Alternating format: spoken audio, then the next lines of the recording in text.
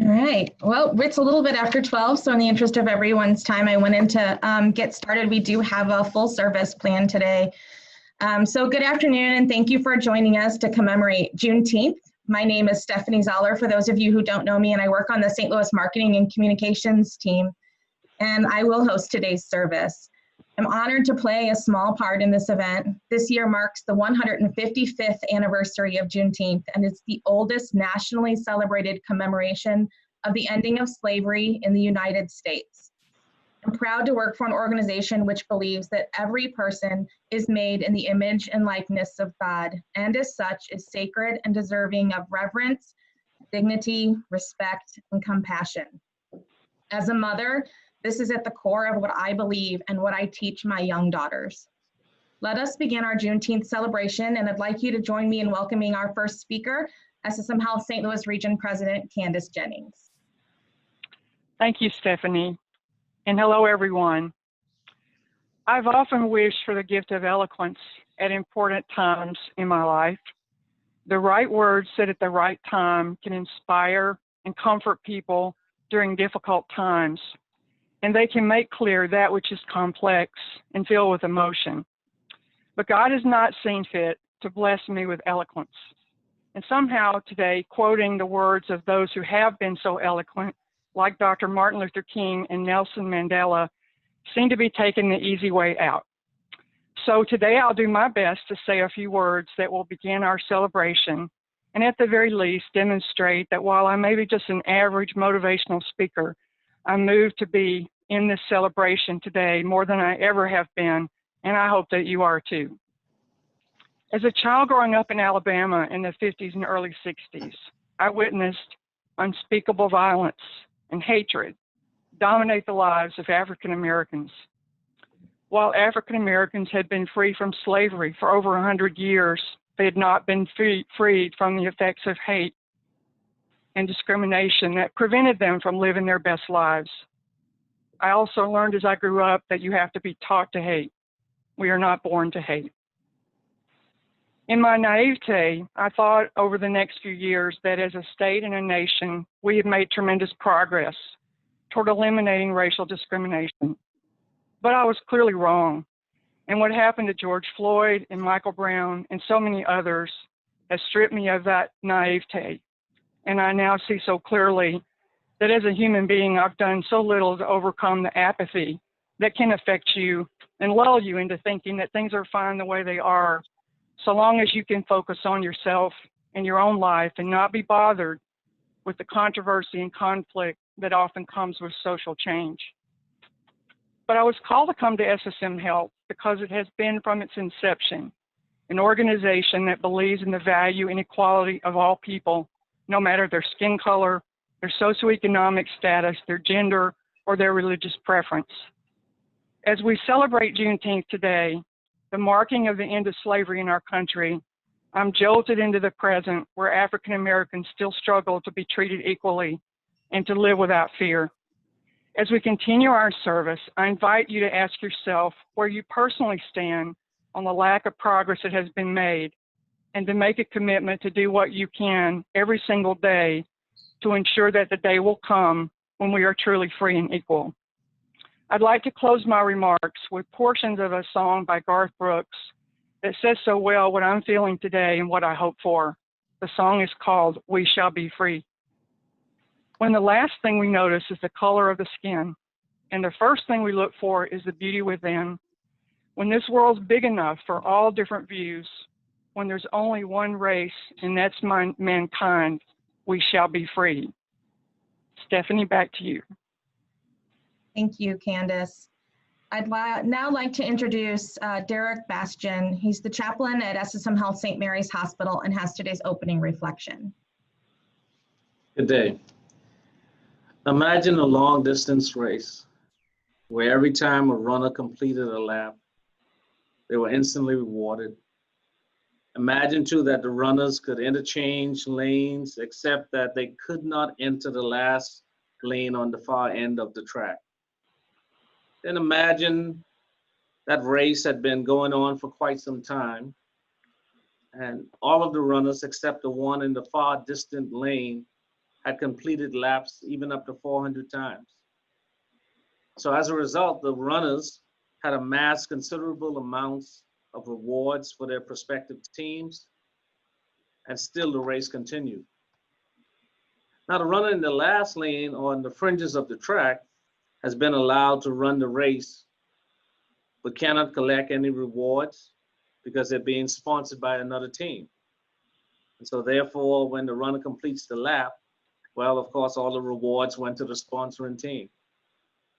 Furthermore, the runner in the last lane on the fringes of the track had been instructed that leaving the lane resulted in disqualification. Then in order for that runner to be part of the race, they were given weights and counters that they must always run with. And even with such odds, the runner in the last lane still tries to run the best race that could be ran under such circumstances.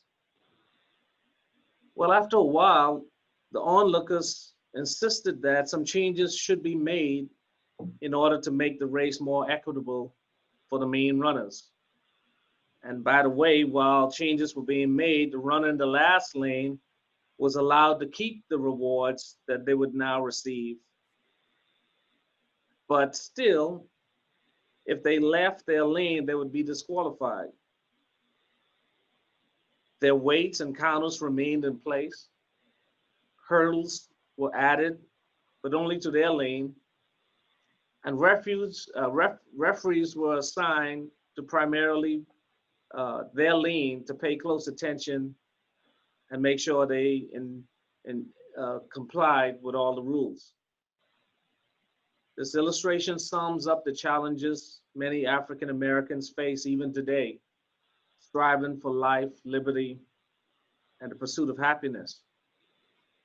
Juneteenth was birthed out of the Emancipation Proclamation being enacted in 1863, but fully enforced by June 19, 1865, which changed the fate of slaves by ensuring their freedom and all their future generations. Many people are still relegated to running their race, weighted down and overwhelmed by hurdles. The cries by victims of police brutality, "I can't breathe," the shouts of Black Lives Matter are not out of a sense of overreaction. Rather, they are screams bellowing from the souls of a people pleading for human dignity. Why must there be two different Americas? One where opportunities abound, yet the other where there's a lane with weights, counters, hurdles, over-policing, and a criminal justice system skewed against a race and class of people. I echo Langston Hughes and declare that I too am America. Oh God, the creator, author, and finisher of our faith. Even in times like these, the confidence in our spirit comes from an abiding hope in you that declares we are hard pressed on every side, yet not crushed. We are perplexed, but not in despair. Persecuted, but not forsaken. Struck down, but not destroyed. Amen. Thank you, Derrick. I'd now like to introduce members of the SSM Health DePaul Hospital Ensemble who will be singing the song "Smile" by Kirk Franklin.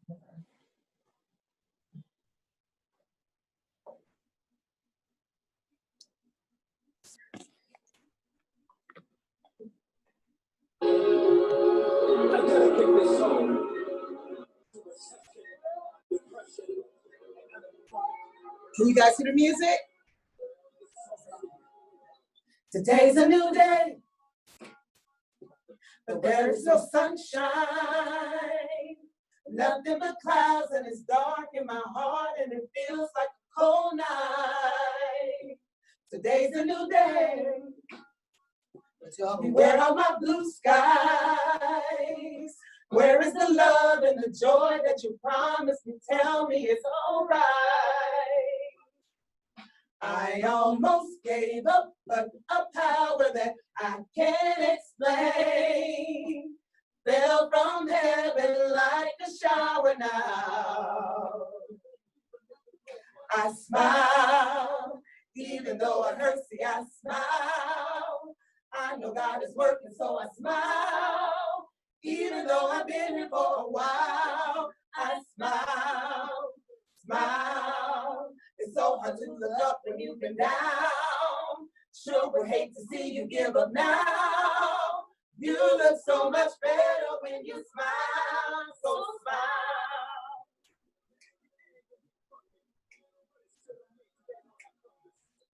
Today's a new day, but where is the sunshine? Nothing but clouds and it's dark in my heart and it feels like a cold night. Today's a new day, but tell me, where are my blue skies? Where is the love and the joy that you promised me? Tell me it's all right. I almost gave up, but a power that I can't explain fell from heaven like a shower now. I smile, even though I hurt, see, I smile. I know God is working, so I smile. Even though I've been here for a while, I smile, smile. It's so hard to look up when you've been down. Sure would hate to see you give up now. You look so much better when you smile.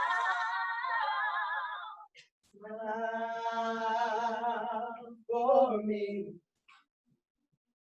Can you just smile for me? Smile for me. Can you just smile for me? Oh, oh, oh. You look so much better when you, oh, oh, oh. You look so much better when you, oh, oh, oh. You look so much better when you, oh, oh, oh. You look so much better when you, oh, oh, oh. You look so much better when you, oh, oh, oh. You look so much better when you, oh, oh, oh. You look so much better when you, oh, oh, oh. You look so much better when you smile. Almost gave up, but a power that I can't explain fell from heaven like a shower now. Shower now. I smile, even though it hurts, see, I smile. I know God is working, so I smile. Even though I've been here for a while, I smile, smile. It's so hard to look up when you've been down. Sure would hate to see you give up now. You look so much better when you smile, so smile. You look so much better when you, you look so much better when you, you look so much better when you, you look so much better when you, you look so much better when you, you look so much better when you, you look so much better when you, you look so much better when you smile.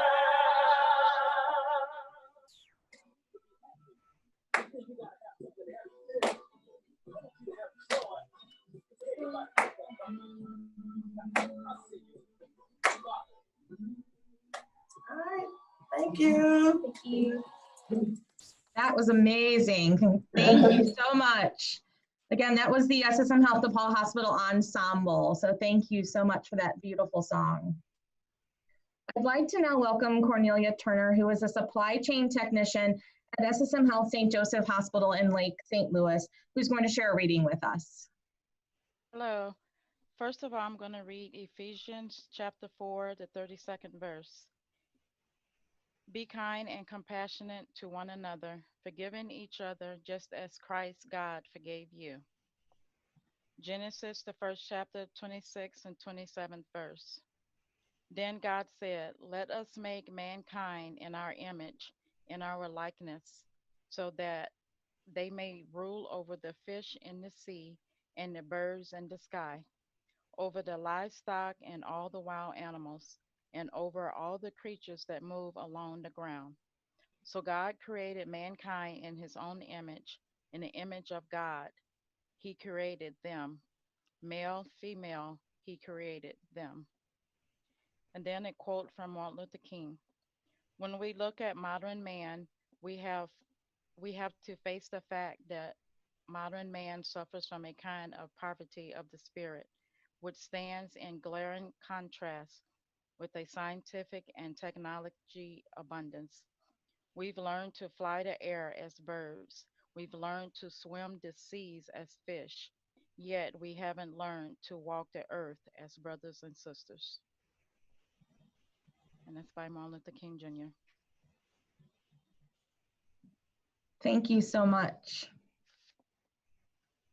While it may feel like we've come a long way in this country to treating everyone equally, we in fact have a very long way to go. I'd like to now welcome a member of the SSM Health St. Joseph Hospital St. Charles staff who has a personal story to tell. Esther Bamboo is an RN on our intermediate care team. Thank you for joining us.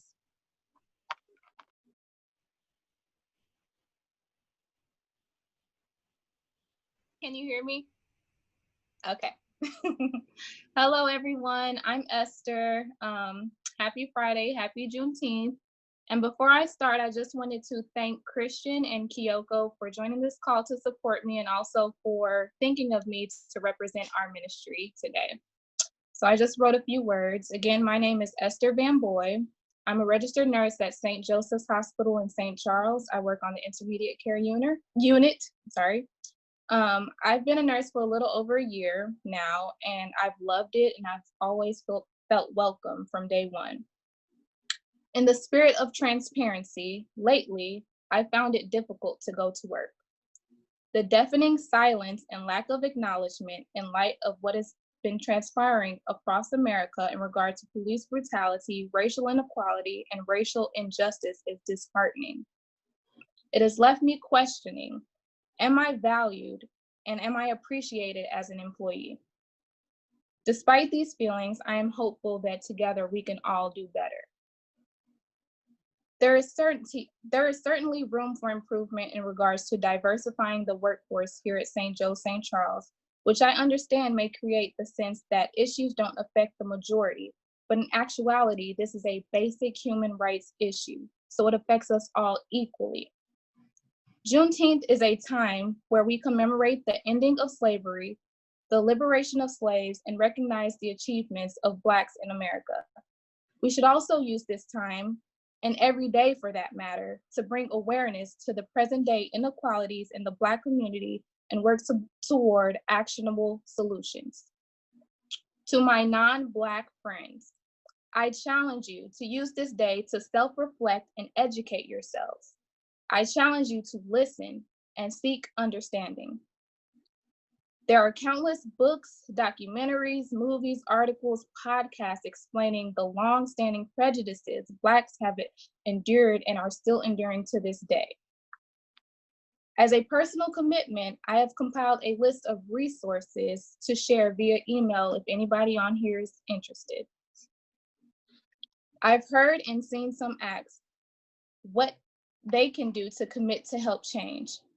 Some suggestions include researching events going on in your local communities that promote equality, join a peaceful protest, donate to organizations working for racial inequality, like the NAACP or Color for Change, donate to an HBCU, register to vote. Everybody register to vote, and vote for leaders that you think can make a positive change. I encourage you to have those difficult, uncomfortable conversations with your family and friends. Be kind to yourself and others who are just trying to wrap their mind around how they feel. But whatever you do, please don't be silent. We need everyone to use their voice right now. I don't know if this is the first time Juneteenth has been recognized by our organization to this magnitude, but I pray that this is not the last time. If you are uncomfortable speaking about race, instead of shying away from those feelings, lean in. Allow yourself to be in that space because that's when you're forced to grow. In closing, I would like to thank my two coworkers, Allie and Emma, who have asked me if I am okay in the past few weeks. Thank you. It really meant a lot to me that you cared enough to ask. To my director, Christian, thank you for being a listening ear and a voice for change. I pray that God blesses everybody participating in this Zoom call today. I pray that he blesses us all with the courage and integrity to speak up against racial inequality, no matter how big or how small. I pray he blesses us with the resilience to carry on even when this momentum fades away. And I pray that he gives us all the strength to be leaders in both our ministries and in our local communities. Thank you. Happy Juneteenth, y'all. Thank you. That was beautiful. Thank you. Thank you. And that will leave us all sitting here thinking, what can I do and how can I make a difference? To continue that conversation, we have Travis Capers, the president of SSM Health St. Mary's Hospital, who can talk to us today about how each one of us has a responsibility for unity to move this country forward. Travis?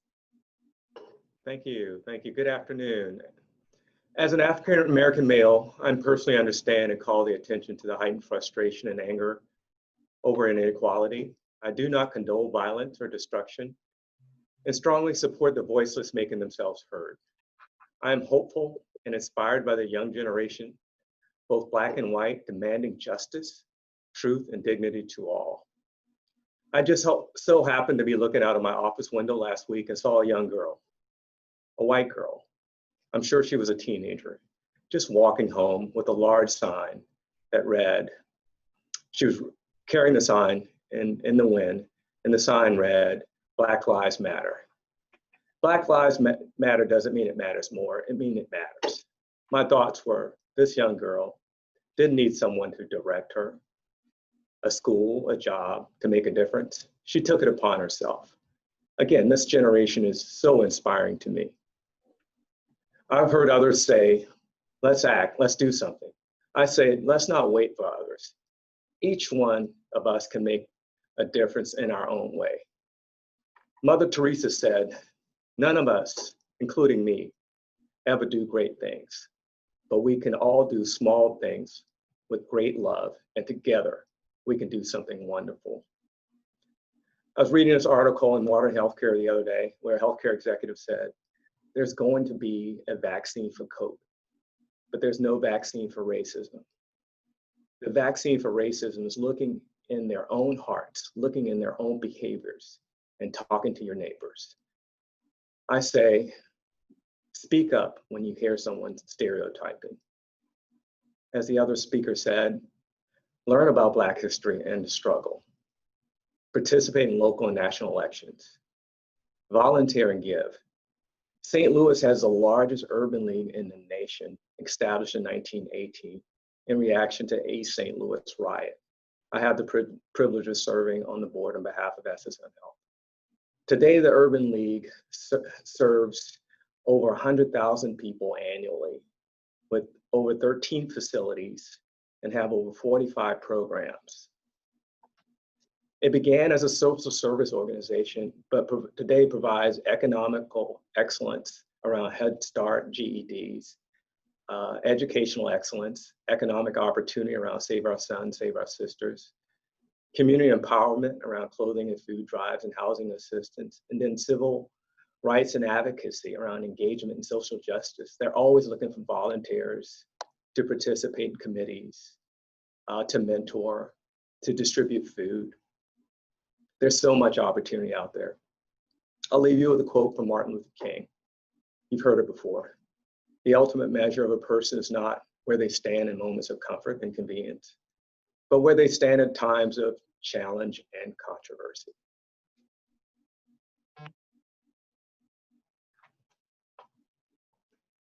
Thank you, Travis. It is now my pleasure to welcome Kimyada Jarrett, who is the Manager of Business Operations for SSM Health Medical Group. Hello, everyone. I want to thank the St. Louis Medical Group for giving me the opportunity to share with you some inspirations that I use on a daily to keep moving through the day and to help me better serve others and the workplace. So I have a Bible scripture that I would like to share with you. I remember this Bible scripture on a daily, and it comes from Luke chapter 6, verse 31. It reads, "Do to others as you would have them do unto you." I call it the golden rule that Jesus taught us. And I also have this inspirational quote that Michelle Obama has shared on many talks and also in her book of Becoming. And it reads, "You may not always have a comfortable life, and you will not always be able to solve all of the world's problems at once, but never ever underestimate the importance you can have, because history has shown us that courage can be contagious and hope can take a life of its own." Thank you. Thank you. Now I'd like to introduce Wendell Reese, who is the chaplain at SSM Health Cardinal Glennon Children's Hospital, who has a personal story he'd like to share with you now.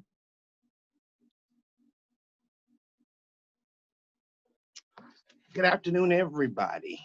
And I am grateful to be a part of this Juneteenth celebration on today. And so, as we observe Juneteenth, and as I watch all that's going on lately, the protests against police brutality and the injustice toward people of color, I'm reminded of an event that occurred in my childhood about the mid to late 60s. That was when an organization known as the Veiled Prophet, which was primarily a white racist organization, had what they called the Veiled Prophet Ball and the Veiled Prophet Parade. Well, my dad wanted to take his children to see the parade.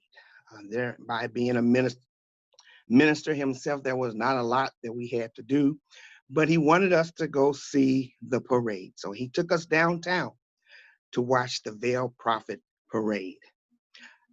Now, as the parade was all about ready to wrap up, my dad said abruptly, "Let's go." And we were wondering why he was in such a hurry. But as the parade was wrapping up, as we were preparing to leave, the white people there in the crowd began to attack not only our family, but other Blacks who were in the crowd as well. And so my dad, I remember so vividly, was trying to scoop us up, and he was trying to scurry to get us to the car as we were being attacked. There were beer cans being thrown at us. There were things that were being said to us, and we were children. So we didn't understand. But as we got to the car, as the white people that were there began rocking our automobile and throwing things at the car, my oldest sister asked my dad, she said, "Why are they doing this to us?" And my dad simply said, "They don't want us here." And that statement and that event sort of formed my view of race and race relations for many years, all the way up through my high school years. During my high school years, I was involved in a couple of militant organizations because of my experience. But it wasn't until my college years when I had some pretty positive interactions with people of various colors, various ethnicities, that I came to the conclusion that all white people were not evil and all white people were not racist. And so it was then that I decided that I wanted to work toward having better race relations. And I pursued goals, I pursued opportunities to try to make sure that I did my part to try to have positive race relations. And it was one thing that I learned while working with people of various races and various ethnicities, that even though there were those that were there who didn't want us here, which remained with me for so long, that white people didn't want us here and that we were to be degraded. But I learned that even though there were some who thought that, we did have a right to be here. We did have a right to live and to flourish. And so as I celebrate Juneteenth, and as I reflect upon some of my own personal experiences, and I watch and see all that's going on the news with all of the protests, my desire and my hope is that there will be better race relations. I have made it up in my mind to work and strive toward better race relations.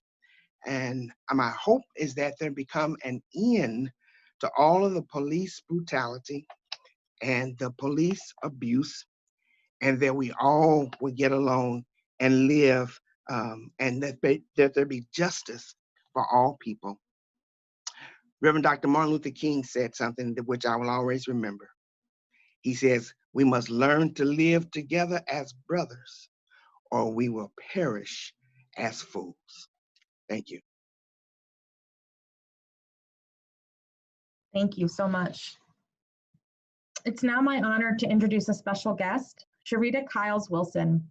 Charita, a true ambassador of SSM Health, is near and dear to this organization, helps to raise awareness of the mission-driven care performed by our exceptional caregivers every day.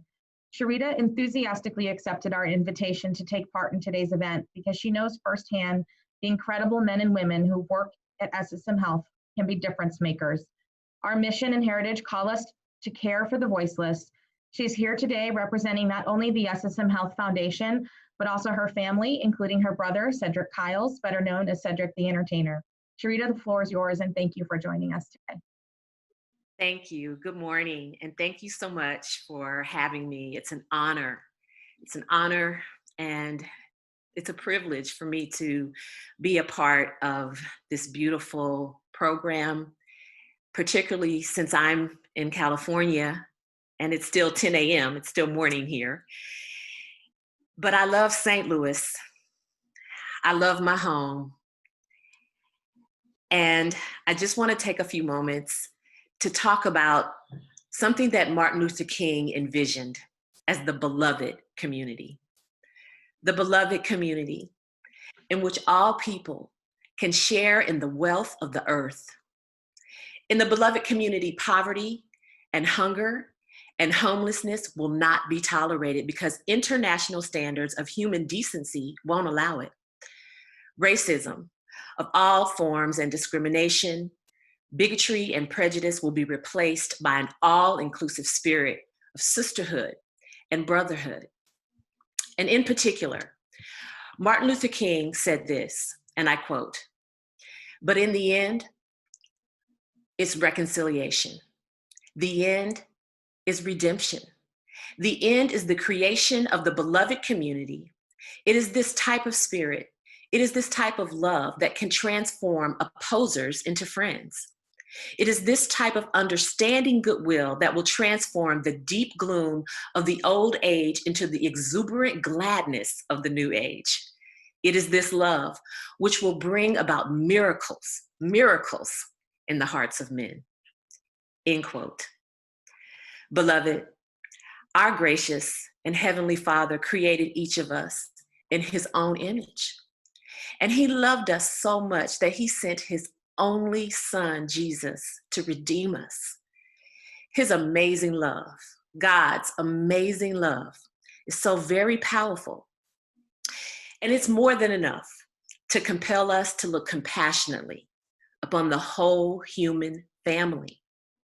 And it's more than enough to compel us and to propel us forward to courageously break down all the walls of hatred, hostility, arrogance, and confusion that separate us and oppress us. My prayer during this season of unrest and uncertainty is that God would open our hearts and minds to the possibilities that exceed our understanding and scope of reasoning. I pray that God would help us to see ourselves in his divine story.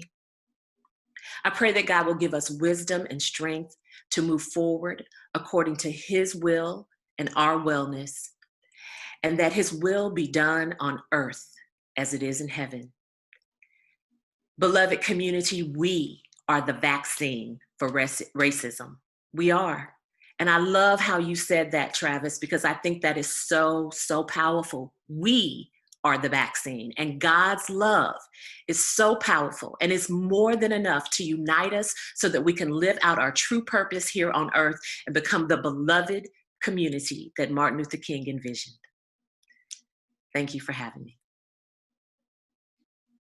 Thank you for joining us. Thank you. That was beautiful. I'd like to close out today's service and invite Brandi Summerville to unmute. She works for the Protective Services Department at SSM Health St. Louis University Hospital, and she has a song she'd like to share.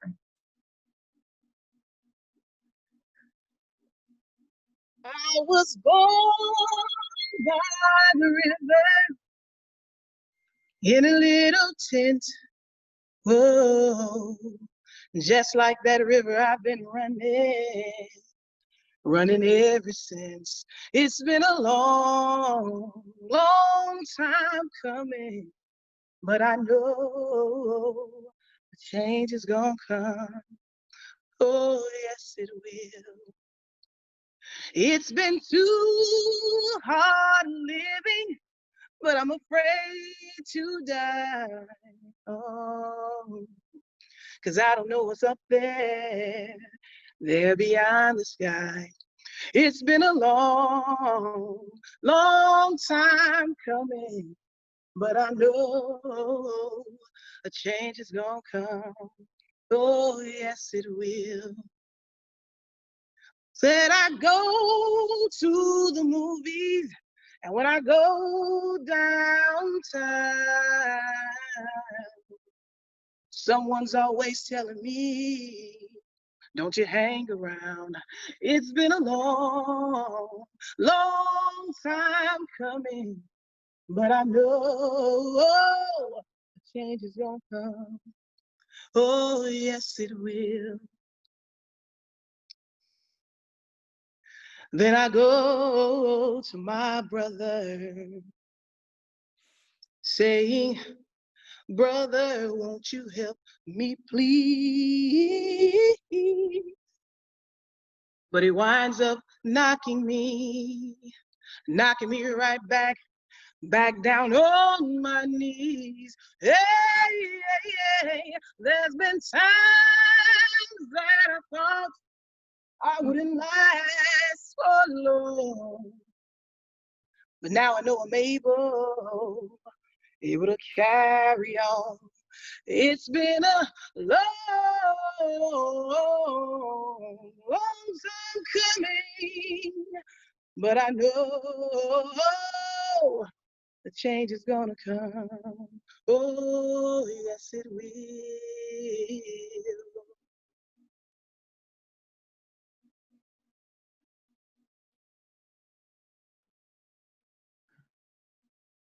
Thank you, Brandi. It was beautiful. I'd like to thank all of today's speakers for taking part in this important service.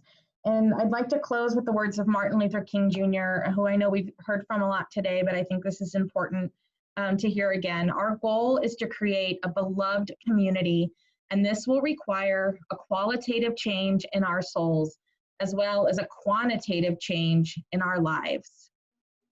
The beloved community was a dream of Dr. Martin Luther King Jr. to create a world in which all persons live in peace and harmony. And you have a part to play. Don't let it stop here. Let the conversations continue.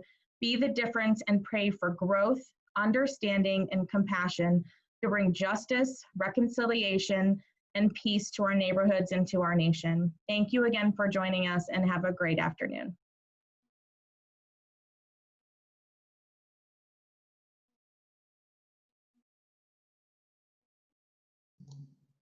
Thank you, everyone.